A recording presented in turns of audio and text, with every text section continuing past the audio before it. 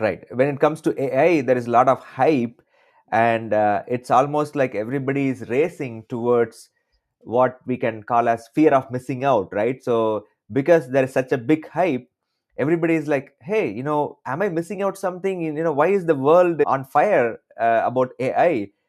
But I am not doing anything, or am I doing enough to take advantage of it, or am I going to be the only one missing out on the AI? Like you said, as the advisor, they are going to turn to you to explain, hey, Stefan, what am I missing here, or what should I be doing?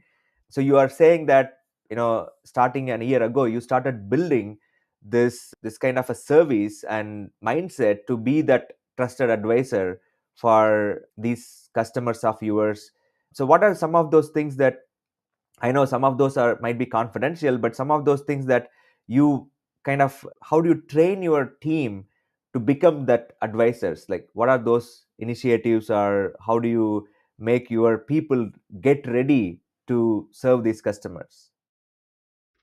That's maybe the hardest part. I mean, setting up a team, being capable of understanding what everything is about. That's one thing. So you can hire smart people, and they will know what it's all about, and they will start creating offers, and they will help your customers. I mean, the first thing is you need an offer where you can help customers exploring, really getting the feet on ground and exploring what it's about and where to look, and do I need to deploy something, or do I need to run Copilot?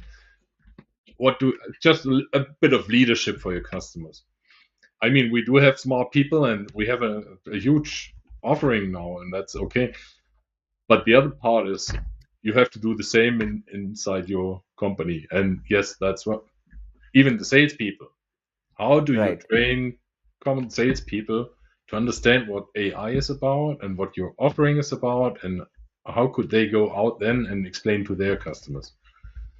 And our decision was not yet sure everybody has pilot, but one of the first decisions was, hey, let's set up something in our data centers. Let's run a huge stack, deploy models, and create something. We call it a company AI agent because that's our brand, Company Cloud.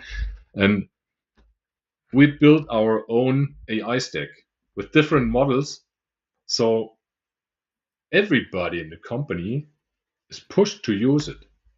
And there's like customer has some requirements, like 50 pages of requirements. Look, take it, drop here. It's a local deployed model, so no problem in analyze. Let the model create a short document where you could understand whether this is something we want to bid or not, for example. So we're always working on use cases and using our local entity of AI, so we don't run in any data issues, privacy issues, or sending No, that's customer fantastic. information. So what you are saying is, you you initiated this AI running locally for your own company first, and that way you can propose the similar solutions to your end customers as well. So you are kind of dog fooding it, and your entire management and the leadership, in they are kind of evangelizing the way to use AI to use these locally deployed models. That's great. I think that's the best way to test out the services, right? Because you, as a media line, you have a bigger number of employees who can try these things out. And how do you say the success of it, or what types of initial mindsets that you have to overcome? Yeah, I mean, look at these salespeople are talking about what they're doing. They love to talk Right. about what they understand, and if they're doing something daily, then it's easy for them Yeah. to go out, talk to the customer about, well, hey, I know about AI. I'm Yeah. using it and I'm doing that, and yeah, are you using OpenAI? No, we have locally deployed. Oh, that's interesting because I had some concerns about privacy or confidentiality. Can you do the same for me? Yeah, sure. You jump on tenant environment in our data center, or we can deploy it locally for you.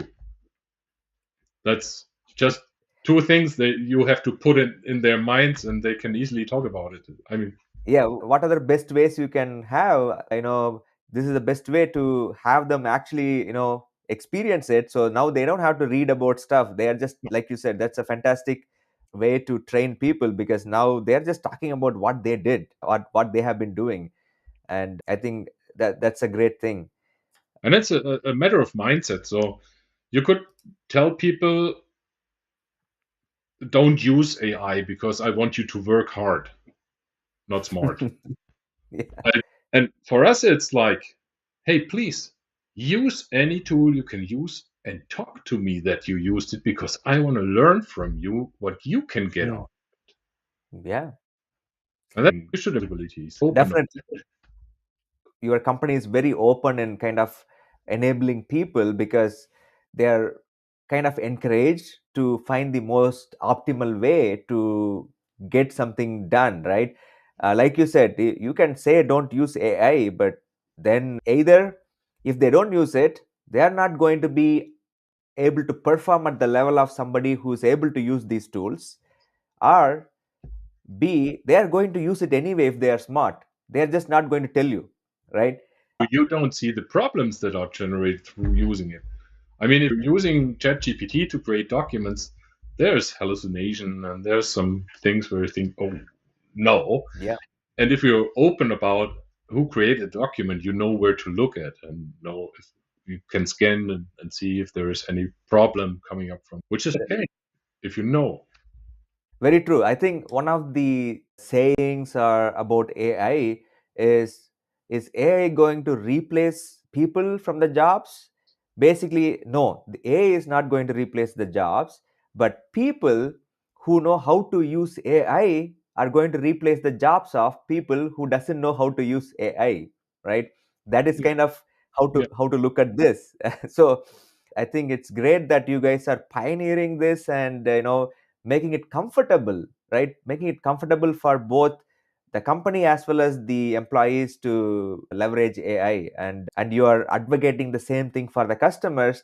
So now it becomes like, hey, I'm telling you what I for my company implemented, so it resonates well with the customers. So that's great. It's a fantastic story. Did you have to invest a lot to have this the AI models running locally for your company, or do I have to purchase hundreds of NVIDIA beefy GPU, beefy servers for me to deploy for my company if I am one of those enterprises or small and medium businesses, or what would be the cost expectation for me to run this locally? Just an approximate. Is it like too much or it's not that much?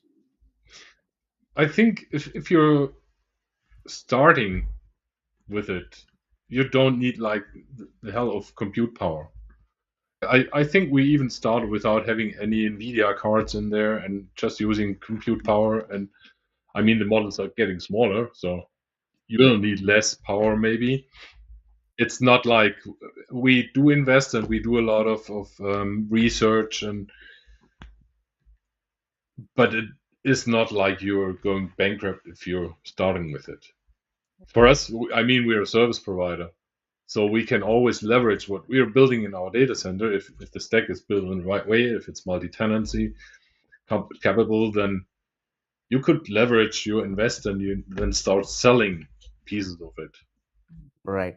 I think when customers read about Meta has spent, I don't know, billions of dollars, or Amazon has spent billions of dollars in acquiring NVIDIA GPUs and building this data center, it kind of gives a wrong notion that, hey, Yeah. if I want to run locally, I need multi-million dollars or billions of dollars worth of server.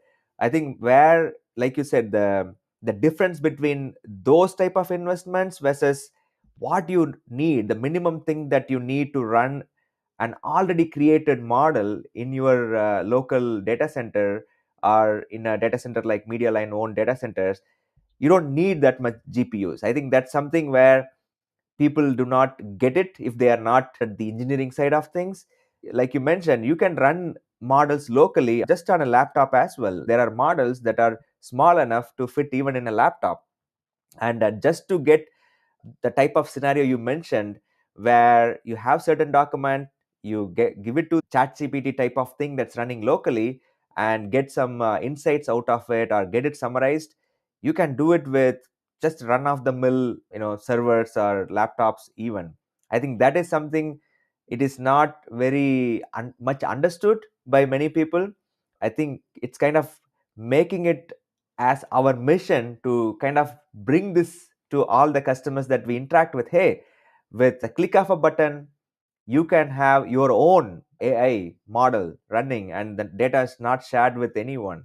That's going to be a game changer and going to help a lot of customers to leverage these technologies and as well as don't have the fear of. Exactly, yeah. Great. I mean, you're starting with the labs. You're trying to find use cases, and you're trying to figure out if these use cases are working. Later, Right. if you find a proper use case and hundreds of people are using it at the same time, uploading gigabytes of data at the same time, yes, you might have to invest, but then you found a use case where they benefit and you save money and time, so it's worth investing. You don't have to make the big step first. You can take a small step and then go from there. I mean, this is what service providing is about, helping people getting their feet on True. ground and get a starting point. So make it easy for people. Very true. So the more and more the platforms, tools, they get sophisticated, what do you see is the role in going forward for MSPs and CSPs and partners like you uh, going forward? Because if I can go to Microsoft portal and do these purchases, how do you differentiate as a CSP or MSP in this future world where pretty much everything is so easy to do? So, what is the role of MSPs and CSPs going to be? You touched base a little bit about it. So, what would you suggest for the aspiring MSPs who want to grow and be relevant in this futuristic world? I think we're not keeping this transactional business. It's not something we'll do in future, like isolated business, because our customers are, in best case, moving to business capabilities, end-to-end processes, and they don't want to tell you, I need M365 and a computer. They want to have like an onboarding process. And you need systems and you need to deliver something. You need to build like an interaction interface with your customers where they can put their business process, connect their business process. So if they tell you, I have a new hire, I need something, you will need to be able to connect all your systems you build around your services so you can expose like capabilities, like an endpoint for a business process. And I Make mean, the basics for that is that you're running systems like Hyper. Maybe in future we don't need the marketplace anymore, licenses, but you will have to connect different systems, maybe through AI. Maybe you're running an agentic framework. You have a Microsoft purchasing agent in your service provider company, and this agent knows where to go and what to book. And it is called by the onboarding agent, which is exposed as an onboarding API. So the customer onboarding sends you some information. The agent gets the information. You don't call like a REST API. Maybe it's more agent chat, whatever. You send text, and there's a name and function, and the agent can then go and purchase everything, bring it, let it deploy, and send it out. No, connecting even your suppliers, not only Microsoft, but your hardware suppliers, for example. And I think that how far out do you think this world to become reality? You know, having these agents and stuff. For me, we're going to have it tomorrow, but it's You maybe want to have it tomorrow. part of my role that I can see the future and think, yeah, it's here already. I guess there's a lot of basics we have to do first. So, like the digital transformation story, making data available, switching to systems that are open, that have APIs. So I would never have bought like any CSP software, everything through APIs. That's the main thing. And we know systems, we have a lot of legacy systems that are not capable, that are addressed through like databases, direct access to database, or you have like old school Right. web services. If you don't have done your homework first, and all these systems are addressable, and you kind of start having an API gateway where you collect all these interfaces, all these APIs, then you don't need to think about agentic frameworks. So we're doing that for years now, all Basically, of us. I guess it will take some more years to be ready, but I think it's about small steps. So it's like with AI, if you can find use cases, one business process after the next, and you just connect these and put another one, find another one, implement it. It will not be the big step. It will be small steps, but moving us where we need to go. makes sense.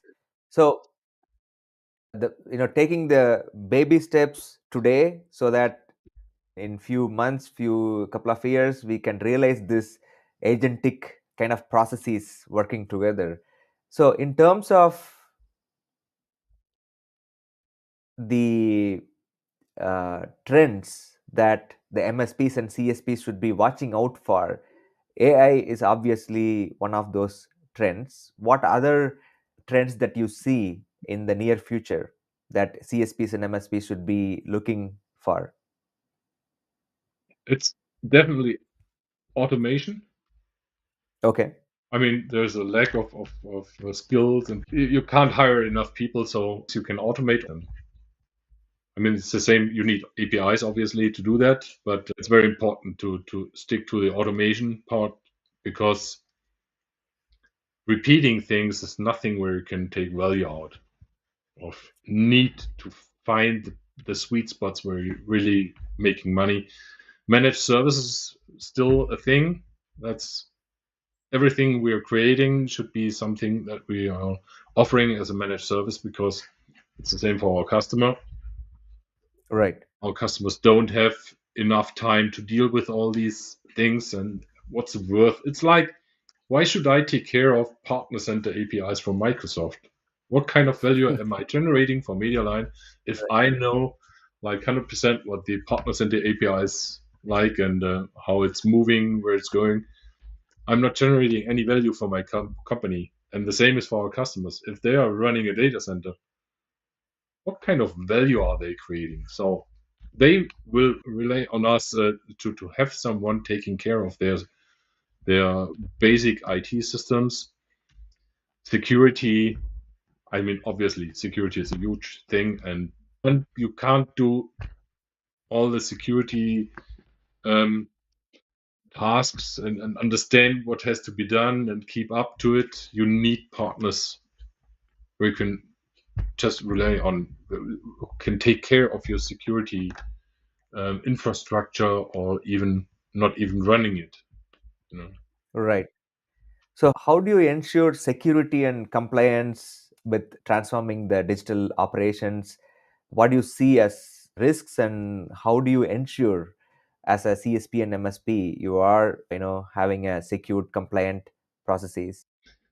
I think there's a lot of governance Microsoft is helping you with, was necessary. I mean, we're doing security business. We have a lot of people taking care of customer equipment, customer infrastructures, hybrid infrastructures. And it's not only like the firewall, it's the governance, it's the whole thing. Find a way how you can deal with it, with everything around it. And that's maybe like having frameworks. But I guess it's not possible to have one security framework that fits to everybody. We're glad because we have a lot of knowledge in that space. In that space with security and compliance? Yeah. I, one of the things that comes to my mind is, we talked about onboarding a user or an employee.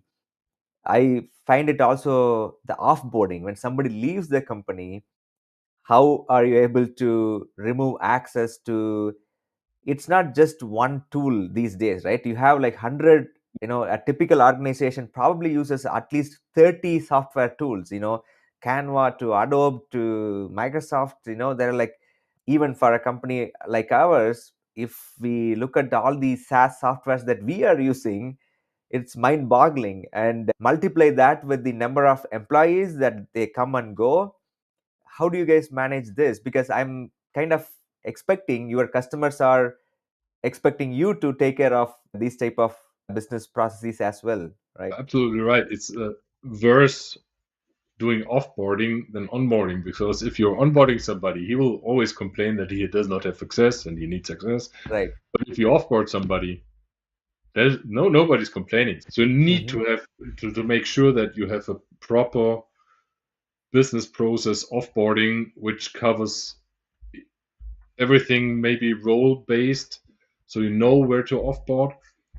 And on the other hand, try to find a way how you could reduce the number of necessary steps. So if you're trying to have like a central identity management with role based access, where you can just pull out the user and then it takes away, it's single sign on. If you're offboarding from ServiceNow, from Salesforce, from HubSpot, whatever, it's easier if it's the user is managed centrally, but it would not every time work. So it's not like, okay, we're going to use Entra and we're using for single sign on and we're offboarding him, and then you have like a dozen of applications which are not connected in any way and cannot leverage external identity provider. So you need to keep track. You need to have like systems helping you with these Right. processes.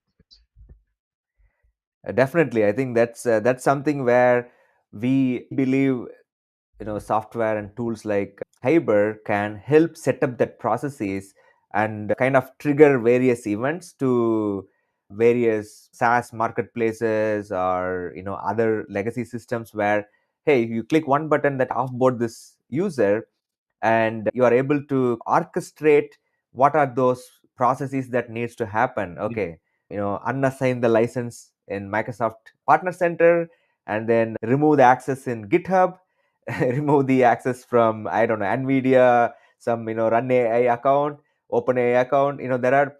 So we kind of believe that even as a software vendor tool, we will be successful if we are able to have Hyber or anybody building such platform to be able to help customers, businesses like MediaLine to serve their end customers business processes, to automate them as a whole, not just individual things.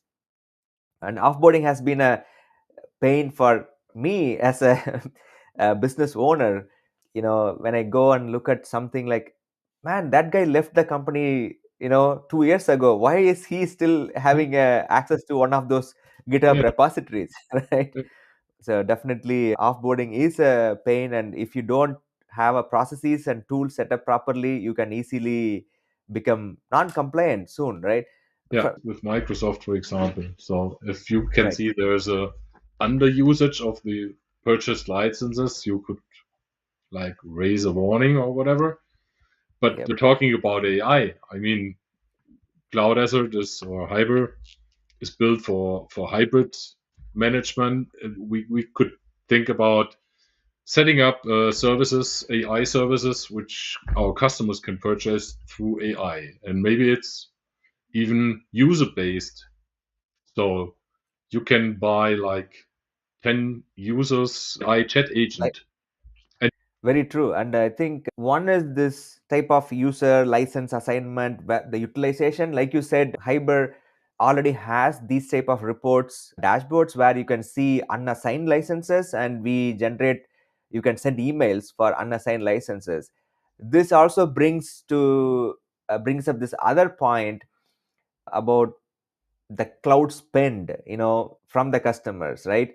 Even for us as a company, it's super easy to have thousands, if not tens of thousands of dollars just going unused cloud spend. It is unassigned licenses are one part, but then there are not just with O365, it's with a lot of subscriptions, and especially with cloud, Azure, AWS, GCP. Are you seeing this as a concern for your customers? How are you handling it? I guess it's pretty manual. I mean, we see a lot of customers they are lacking tools to track what they're using, like asset management. SaaS to collect all this data and then try to combine it and to run it against your user base. I don't see too many tools being able of that. Or you have a bigger customer, they have different tool sets. I mean, we're dealing with a mid-sized business, maybe up to 5,000, 10,000 users. I think it's a matter oftentimes they're lacking software to track this. They wouldn't just know. And it's the same with Azure. They're trying to see the amount of the invoices and figure out if anything changes. If it suddenly goes up, then something might have happened. But it's hard to govern the usage in the cloud in Azure because to initiatives, tools, to whatever, most of the companies are still way beyond this point where they could really see who is generating which invoice.